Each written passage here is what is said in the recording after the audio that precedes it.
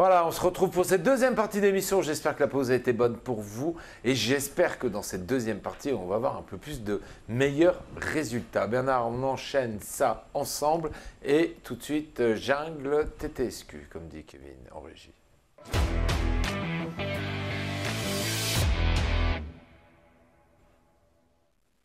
L'équipe réserve féminine du tennis de table de Saint-Quentin recevait l'entente Sainte-Pierrez. Ça s'est passé samedi après-midi, Bernard. Ouais, également une équipe première qui joue après la Pro A de Sainte-Pierrez. Donc ça va être dur aussi quand même pour les filles de Saint-Quentin, puisque on était privés d'Emily Bolton et de Maria Tsapinos, mais les Saint-Quentinoises se sont inclinées. À l'image de Sarah DeVos, se sont bien défendues, mais quand même, quand on voit le résultat final, je crois qu'on perd 3-1.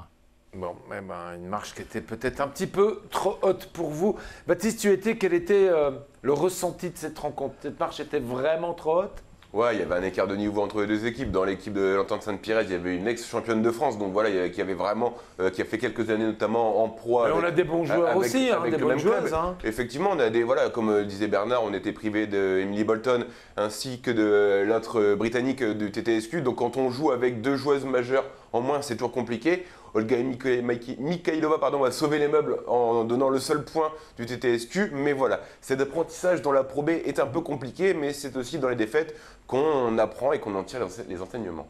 Je vous propose simplement d'aller du côté du Palais des Sports. On va découvrir le résumé de cette rencontre. Samedi après-midi, la réserve féminine du TTSQ recevait celle de l'Entente Sainte-Pierre pour le compte du championnat de France de Pro B. Un début de saison compliqué pour les partenaires d'Olga Mikhailova, comme nous l'explique Eric Henman, président du TTSQ. Bon niveau de jeu, effectivement c'est deux équipes 2. On a cette possibilité depuis cette année d'avoir notre équipe 2 en Pro B, Sainte-Pierre-les-Elbeuf, donc là on a profité aussi. Donc on est très content de pouvoir les jouer aussi là. Donc les filles on les connaît, elles sont à peu près du niveau de. Voilà, ce sont deux équipes qui se valent avec de l'expérience pour Sylvie Plaisant qu'on connaît depuis longtemps en Pro A, qui a joué longtemps en Pro A, maintenant qui joue en Pro B. Et puis voilà, puis deux jeunes aussi qui sont parmi les grands espoirs français, donc très bien. Elle manque de battre Sylvie Plaisant de peu en perdant 2-0. Faut s'y faire. Elle a un jeu d'expérience, Sylvie, atypique. Et pour une jeune de 17 ans comme Sarah, c'est pas évident. Donc elle a bien remonté malgré tout. Elle perdait 2-7-0, elle remonte. Et puis ça se joue à l'expérience à la fin. Et ces deux clubs qui ont une stratégie à peu près équivalente, Sainte-Pierre et Saint-Quentin, sont des clubs qui ne mettent pas tout sur l'équipe 1. Et qui ont une stratégie de club avec plusieurs équipes en national, avec des joueurs locaux aussi et des étrangers mélangés. Donc Sainte-Pierre, c'est un très beau club, mais ils ont aussi une Pro B garçon. C'est un des clubs français qui compte. La saison reste longue et comme je l'avais déjà dit, cette équipe elle est montée en Pro B. Elle va tâcher de s'y maintenir, mais ce n'est pas une finalité en soi que d'avoir une Pro A, une Pro B. C'est un beau tremplin pour les filles. C'est leur niveau, donc du coup elles y évoluent, c'est très bien, mais on ne va pas recruter à fond pour maintenir à tout prix une équipe. Malheureusement, pas de miracle pour les Saint-Quentinoises qui s'inclinent 3-1, même si la saison reste encore longue. Les filles du TTSQ pointent actuellement à la 7e place avec 4 points. Bon, en tout cas, on va les suivre, on va leur souhaiter beaucoup de réussite dans ce championnat parce que franchement, elles le méritent. Et comme disait Eric, c'est aussi un tremplin certainement pour la Pro A. Et justement, on va en parler de la Pro A parce qu'elles vont démarrer leur Tour d'Europe, en tout cas leur championnat d'Europe. Elles ont démarré il y a à peu près une demi-heure. C'est l'équipe Pro A du TTSQ qui retrouve la Champions League ce soir. Elles sont en République tchèque, dans la ville de Moravský Krumlov. C'est le premier tour de la Champions League. Malheureusement pour les Saint-Quentinoises, elles ne se sont pas déplacées au complet puisque Daniela Dodean Montero est encore absente et blessée. La reprise d'entraînement est prévue pour elle dans quelques jours, mais Olga Mikhailova n'a préféré ne pas prendre de risques et la mettre de côté pour cette rencontre. Et la rencontre, comme je l'ai dit, a commencé il y a une vingtaine de minutes. Rappelle-nous où s'est arrêté notre championnat l'année dernière. Un peu plus loin que d'habitude, on a perdu en quart de finale, on espérait aller un peu plus loin. Cette année, l'objectif est d'aller le plus loin possible dans cette Coupe d'Europe. Et d'ailleurs, dans 15 jours, il y aura le premier rendez-vous européen ici à Saint-Quentin. Ce sera le vendredi 18 novembre, si je ne dis pas de bêtises. On aura l'occasion certainement de vous proposer cette rencontre en direct sur nos écrans, en compagnie de Christian et d'un des consultants du tennis de table. D'ici la fin de cette émission, tu nous donneras un peu le score de l'évolution. Au prochain sujet, j'irai voir le score. L'évolution du score en direct de la République tchèque. Mais je crois que certains matchs, on peut les suivre en direct. Mais c'est un peu compliqué, donc il faut aller sur le site de l'ETTU. Alors, il n'y a pas une OTT, mais il y a certains matchs qui sont diffusés selon les clubs, comment ils peuvent participer à la diffusion de leurs rencontres. Mais sur le site de l'ETTU, peut-être que le match est possible de le suivre en direct. Alors, farfouillez un peu sur les réseaux, vous allez certainement pouvoir supporter et suivre l'équipe de Saint-Quentin et les encourager de loin. Je sais que les filles vont en avoir besoin. Voilà, on clôt la page tennis de table, on est clos là-dessus. Tu nous donneras des résultats complémentaires à la fin de cette émission. Et tout de suite, on prend la voiture et on va découvrir avec toi, Bernard, le Tour de l'Aisne. On y va, jingle.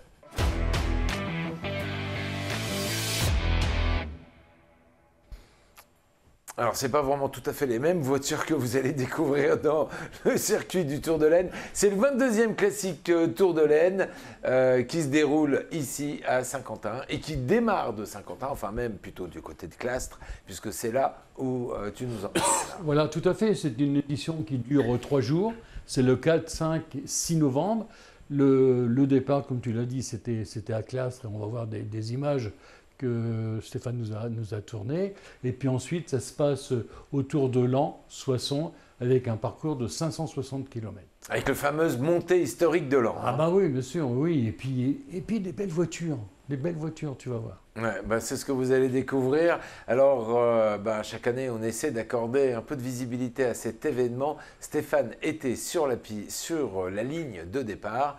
3, 2, 1, gentlemen, go, start, engine, on y va, on découvre le sujet ensemble.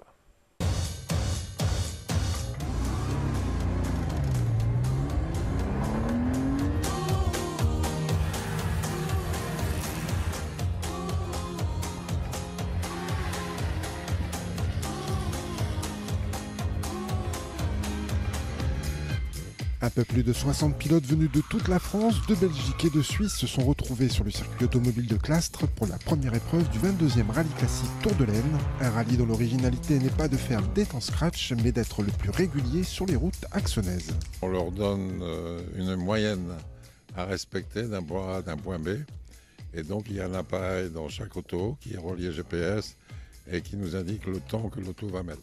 La moyenne ne peut pas dépasser 50 par rapport à la législation de la préfecture, mais 50 de moyenne sur les routes qu'on leur fait prendre, c'est quelque chose qui est difficile à tenir.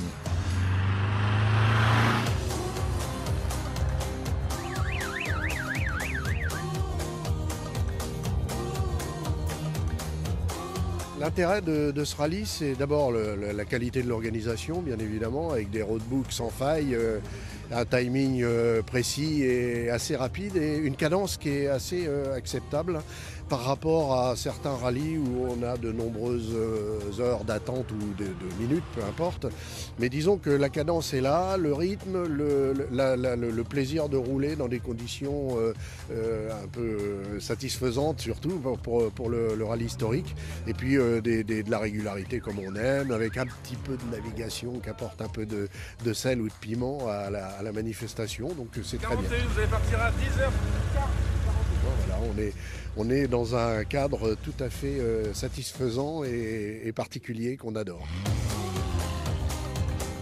C'est de la pure régularité avec un petit peu de piment quand même. Donc on sait qu'on va bien s'amuser, qu'on aura du rythme. Et voilà, donc,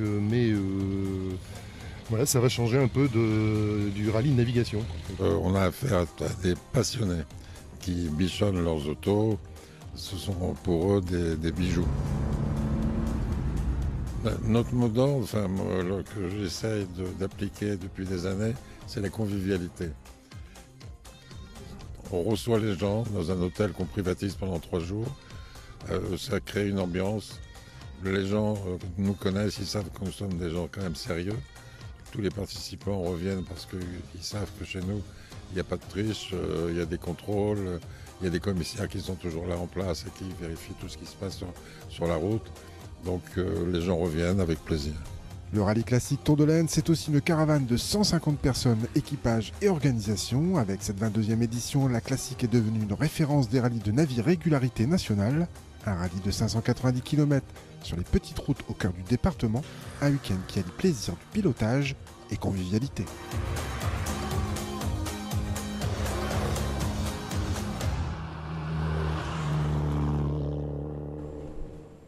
Merci à Stéphane et à Patrice de nous avoir permis de réaliser ce super sujet. La suite, ça sera l'année prochaine. Voilà.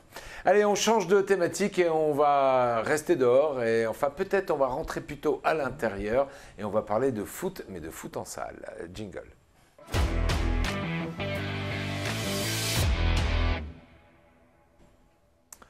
Avec la fin du printemps, de l'automne, je dirais, et le début de l'hiver, il va être de plus en plus compliqué de pratiquer des sports d'extérieur. Et c'est d'ailleurs du foot en salle qu'on va parler avec toi, Baptiste. Exactement, c'est du futsal. Et c'est pour ça que les jeunes footballeurs changent de surface pour pratiquer ce sport avec des compétitions officielles qui sont organisées notamment par le District N Football. D'ailleurs, cet après-midi, samedi après-midi, l'OSQ recevait le 2e tour du challenge départemental U13 Futsal à Saint-Quentin avec 4 équipes qui s'affrontaient. Alors, on va chausser nos crampons, on va partir ensemble, si vous voulez, messieurs, du côté du gymnase Pierre de la Ramée pour découvrir le sujet que Baptiste tu nous a préparé. Samedi après-midi, l'OSQ recevait le 2e tour du challenge départemental de futsal U13 au gymnase Pierre de la Ramée de Saint-Quentin. L'occasion pour les jeunes footballeurs de continuer à jouer à l'abri des températures qui commencent à baisser. C'est le 2e tour du challenge futsal, Coupe de l'Aisne futsal U13. Donc le 2e tour, il y a 4 équipes présentes aujourd'hui. Donc nous sommes le club recevant, l'Olympique de Saint-Quentin. Ensuite, il y a une équipe de Gauchy, une équipe d'Itancourt et une équipe d'Arsenal de Charmes. En fait, il y a plusieurs tours. Il me semble qu'il y a 5 tours de qualification. Et à l'issue des 5 tours, 10 équipes se dégagent au niveau du classement. On marque des points à chaque fois qu'on gagne un match. C'est 3 points le match gagné, 1 point le match nul et 0 point la défaite. Et au fur et à mesure, donc on engrange des points. Et à la fin des 5 journées, des 5 tours, les 10 premiers se réunissent sur une journée dans un gymnase du département pour faire une finale à 10 équipes. Et il y a un challenge qui est en jeu avec une coupe à la fin. C'est totalement différent. Là, c'est une surface qui est un peu plus rapide. Ça concerne, donc, entre guillemets, un peu plus les joueurs qui sont fins techniquement, les petits gabarits qui sont très fins techniquement, très vifs dans les petits espaces. Contrairement au foot à 8, là, cet âge-là, U12, U13, c'est le foot à 8, donc sur demi-terrain de foot à 11. Où là, il y a un peu plus de place, ça demande un peu plus d'efforts physiques. Il y a un côté tactique aussi en foot à 8. Là, il y a un côté tactique aussi, mais bon, on passe du futsal à 4 joueurs sur le terrain, plus le gardien 5, à foot à 8, 7 joueurs sur le terrain et un gardien.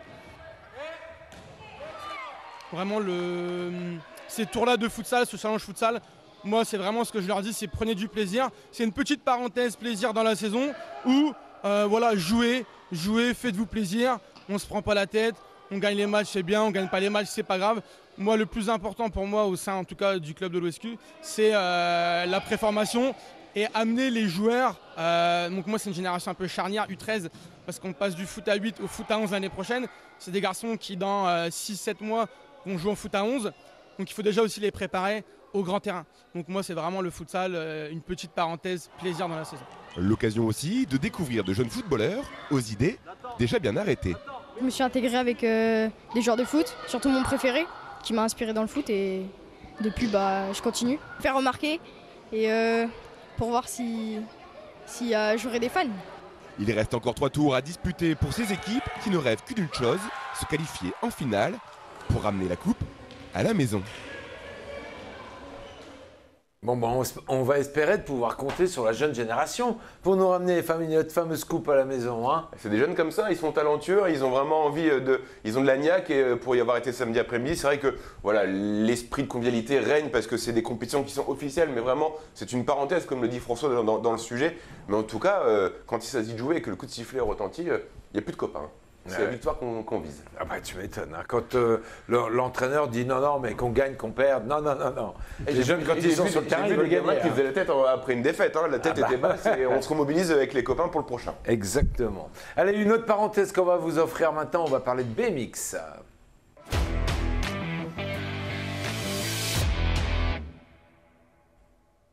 Forcément, Bernard, on va anticiper ta demande. Si on parle BMX, on va parler Mathilde Dugo. À toi la parole.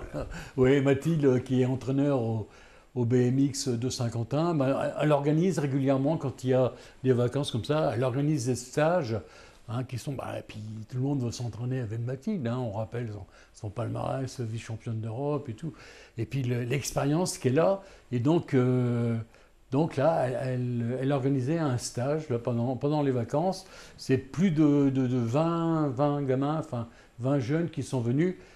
Il y avait des licenciés du BMX de Saint-Quentin, mais il y avait également des jeunes qui venaient de l'extérieur du Tréport, je crois, qui sont venus. Évidemment, ça fait plaisir de se faire entraîner et de rouler avec Mathilde. Et tu en as profité pour aller faire un tour avec ton vélo, toi, pour faire un petit stage? Non, j'ai pas de lumière à mon vélo, Bertrand. Ah, c'est à cause de ça. Bah oui, puis il fait nuit. C'est pas grave, nous on y est allés, on a pris notre vélo, on est allé du côté du BMX de Ouastre pour prendre un peu de vitesse. On y va, regardez.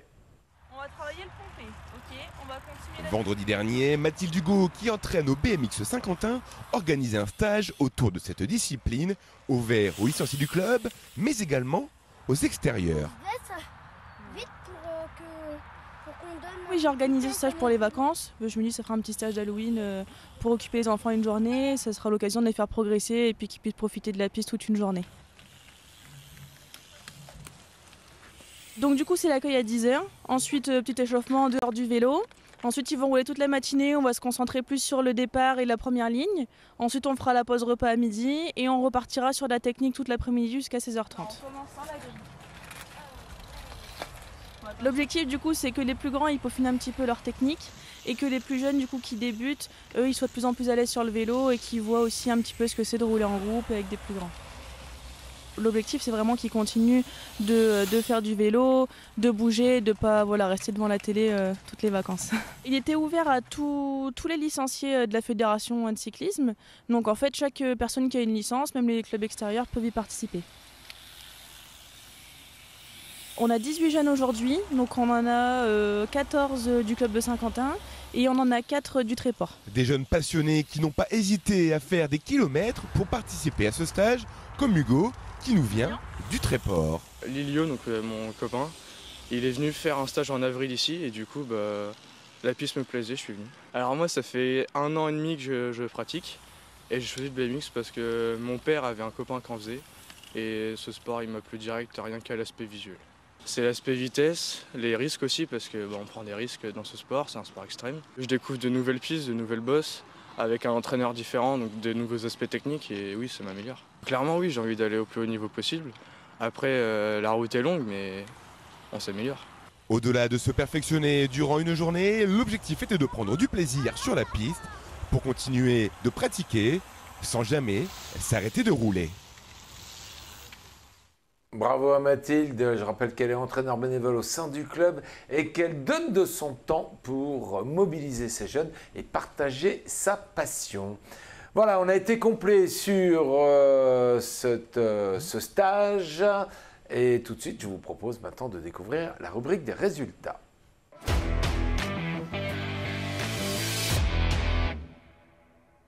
Moins bon que la semaine dernière, Baptiste, on va commencer tout de suite par du football avec toi. Avec l'OSQ qui s'est malheureusement incliné en déplacement du côté de Ouascal samedi, 3-2. Un match offensif quand on voit le score, mais ce sont bien les locaux qui vont prendre les 3 points. L'OSQ pointe à la 11e place avant de se déplacer à nouveau ce week-end chez le 3e du côté de Fleury. On espère que ce déplacement va leur faire du bien. Alors, si on a perdu du côté de Ouascal, je vous rappelle que la semaine d'après, On va y retourner là-bas, hein, cette fois-ci pour la Coupe de France. Ah, ce sera Marc-en-Barœul. C'est dans le Nord. Mais le GPS, il connaît la route C'est pas par loin. cœur maintenant. C'est pas loin. J'espère que cette défaite chez les nordistes, eh ben, ils vont avoir un arrière-goût de revanche. On va prendre la revanche, tu verras. Bon, j'espère. Surtout que, si tu veux, on était mené 3-0 à la mi-temps. Et on a remonté 2 buts en deuxième mi-temps. Donc voilà. Toi, on suit un petit peu le basket, le volley, on démarre mal, mais après on revient bien. Mais voilà. Alors, la saison devient de plus en plus compliquée pour eux. C'est le rugby, malheureusement, qui eux aussi n'arrivent pas à décrocher. Bah oui, malgré, on s'est fait battre 25-17. C'était un match très rude, très dur, mais ça, je l'avais dit. Hein. Malgré qu'à la mi-temps, on menait 12-10. On rappelle que nos adversaires du côté de Duisan sont les leaders de ce championnat. Ouais, c'est le leader du championnat et malheureusement les Saint-Quentinois ont même laissé le point du bonus offensif en toute fin de match. Comme Bernard disait, c'est dommage parce qu'à la mi-temps on est devant. Encore une fois, on n'a pas su faire la bascule au retour des vestiaires. 25-17. On va supprimer les mi-temps. Il les pose. Bah, comme le volley. Comme le volley. Et tu vois, ça ne le réussit pas. Donc voilà, on peut le garder. En tout cas, au rugby, les garçons donnent beaucoup. Et ils ont besoin de cette pause à la mi-temps. Alors, le rendez-vous, le prochain rendez-vous avec eux, c'est dimanche prochain contre Carvin, ici à Saint-Quentin, à partir de 15h au stade Marcel Bienfait. Bon, ben écoutez, on va vraiment espérer que la victoire soit en tout cas au rendez-vous à domicile. Baptiste, une bonne nouvelle du côté de la Vaillante Haltérophilie. On y était la semaine dernière et cette fois-ci, on a une bonne nouvelle. On a une bonne nouvelle avec un bon résultat. C'était le deuxième tour par équipe de National 1. L'équipe composée de la Vaillante avec Marianne Sarello, Clara Postel, Alexandra Bess et Candice Ancel ont terminé deuxième lors de cette triangulaire face aux équipes de Langres et Châtillon. À noter pour les Saint-Quentinoises la meilleure performance pour Marianne Sarello. Ça va mieux du côté de la Vaillante. On respire enfin, comme me le disait Philippe d'Europe. Et ben voilà, ça fait du bien. On vous l'avait annoncé vendredi. Et ben ça fait du bien d'entendre ces bons résultats. Oui, Bernard? J'ai un petit résultat du vert, sinon je le dirais. Ah bah vas-y, dis-le, voilà, ça fait du bien. C'est Kylian Averland qui s'est qualifié pour les demi-finales des championnats des Hauts-de-France qui vont se disputer. D'ailleurs, vendredi à Saint-Quentin, il s'est qualifié à Fourmi. On va donner quelques rendez-vous pour les prochains jours et on va commencer par les boucles, Baptiste, qui vont avoir place de l'Hôtel de Ville. Ça sera, on n'y va pas en vélo, Bernard, on y va avec ses baskets et ça sera avec toi, Baptiste. Exactement, ce sera le vendredi 11 novembre. Le rendez-vous, il est connu par l'ensemble des Saint-Quentinois. Plusieurs courses au programme, des courses jeunes en début d'après-midi, le 5 km qui partira à 14h20 et la course phare, la course maître, le 10 km qui partira à 15h15. Vous avez jusqu'à ce soir pour vous inscrire. Vous pouvez toujours vous inscrire sur place, mais ce sera forcément un peu plus cher. Et le retrait des dossards aura lieu le jour même, le 11 novembre, entre 10h et 13h sur la place. D'autres rendez-vous ce week-end, messieurs, à annoncer? On a de la boxe. On a de la boxe à 19h, où le Saint-Quentinois il va disputer une demi-finale du championnat des espoirs. Et puis Kylian qui va faire aussi une demi-finale des championnats des Hauts-de-France. Donc ça va commencer en début d'après-midi par des qualificatifs. Voilà. Et vers 19h, on a Marceau Pourrier qui va faire sa demi-finale. Quant à Kylian, on ne sait pas trop si c'est avant ou après. On ne sait pas, ce sera dans l'après-midi. Ce sera avant. Le dernier combat, c'est celui de Marceau Pourrier à 19h, donc ce sera forcément donc, faut venir vers 18h, quoi. À peu près, ouais. À 14h, début des combats amateurs. Et le clos du spectacle, c'est Marceau Pourrier à 19h. On aura des images de cette rencontre avec toi. Bien évidemment. Bon, et ce week-end, pas de basket, basket en déplacement. Du volley en déplacement. Du volley en déplacement, pas de basket. Pas de basket. Et l'OSQ se déplace du côté de Fleury. Bon, et le rugby qui joue contre Carvin. Qui jouera à domicile dimanche. Je ferai des images. Bon, vendredi, pas d'émission parce que c'est le 11 novembre. Eh oui, c'est comme ça, c'est férié. Vous inquiétez pas, on vous a prévu un super documentaire. Je vous en parle beaucoup plus longuement jeudi. Soyez bien présents parce que c'est vraiment à voir. C'est un très très beau documentaire, justement sur la thématique du 11 novembre. On aura l'occasion d'en reparler ensemble jeudi. Notez aussi que demain, mercredi, on vous attend du côté du cinéma Ségère pour l'avant-première de La Guerre des Lulus, organisée par le Rotary Pastel Club de Saint-Quentin, avec la présence d'une grande partie de l'équipe. Venez découvrir en avant-première ce film qui a été tourné dans notre région. On a pu en parler longuement la semaine dernière grâce à nos différents invités. Et on vous donne rendez-vous à partir de 19h. La projection commence à 19h30. Voilà, on a été complet, messieurs. Plus rien à rajouter. Rien à rajouter. Eh ben, moi, je vous donne rendez-vous demain pour la suite de nos émissions. On se voit bientôt le MAC, c'est demain à partir donc de 18h. Et messieurs, quant à vous, je vous souhaite de passer une bonne semaine. Bon tournage pour toi demain. Bernard, bonne semaine à toi. On repasse un petit coup de piqûre de rappel pour les clubs qui peut-être nous regarderaient. Vous n'avancez pas beaucoup sur les retours que vous avez obtenus. Et si on veut que cet événement majeur soit maintenu dans sa forme actuelle, c'est vraiment impératif que les clubs daignent donner des bonnes réponses. Voilà. Rien de plus à ajouter, on est d'accord? On est d'accord. Voilà. Répondez-moi. Répondez à l'OMS. Voilà, messieurs, passez tous les deux une bonne soirée. Bon, nous, on va faire les boucles, hein, Baptiste. On va s'entraîner. Hein. Eh bien, sportez-vous bien. Moi, je vais bricoler, tu vois. Ça va être un peu pareil. Allez, sportez tous bien, prenez soin de vous et on se retrouve demain. Bye bye.